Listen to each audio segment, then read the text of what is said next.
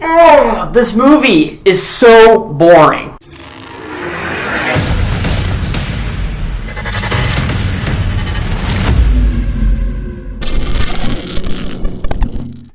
Zach is back with another Netflix original review. Today we're reviewing Red Sea Diving Resort. The Red Sea Diving Resort is based on a true story about international agents and brave Ethiopians that use a vacant, deserted resort in Sudan that is used to smuggle thousands of refugees into Israel. Basically, in Sudan and in Ethiopia, there's a big revolution going on where they're going out and looking for Jews to kill. It's super horrific, and obviously history sounds very familiar sometimes. Now, there's some pretty well-known actors in this movie. For example, Chris Evans, aka The Cap, or Captain America. Michael K. Williams plays one of the refugees in the movie, and I know him as an actor from When They See Us, and he's the desperate dad in that movie. Harley Bennett, who plays in Magnificent Seven. Also, Ben Kingsley is in this movie, and he's a fantastic actor. I personally know him from Schindler's List, where he's the Jewish accountant, stereotypical. He's the one who holds up the list of Jews to Liam Neeson and says, "This is life." That guy. He's great in this movie too.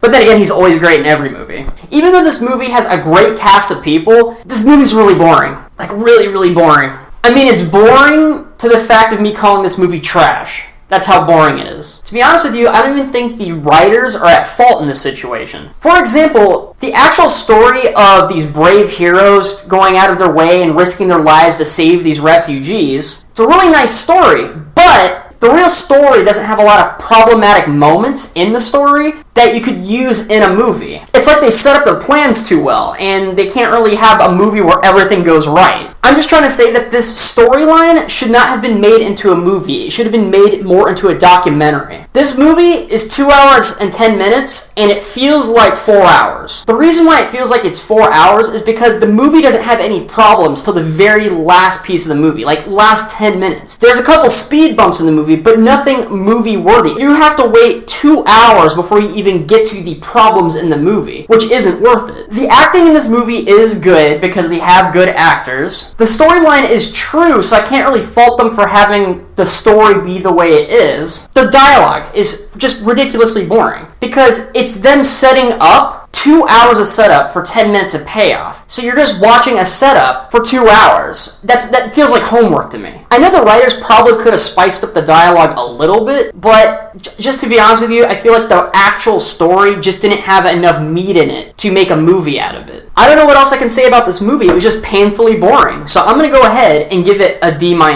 be honest with you, if you want to hear about the story, look up a documentary. There's documentaries online about this, and they'll be much more interesting than how this movie portrays the people and the real story. Thank you guys so much for watching. Please like, share, and subscribe if you like my content. Click the little bell if you want notifications. And until next time, you guys, see ya!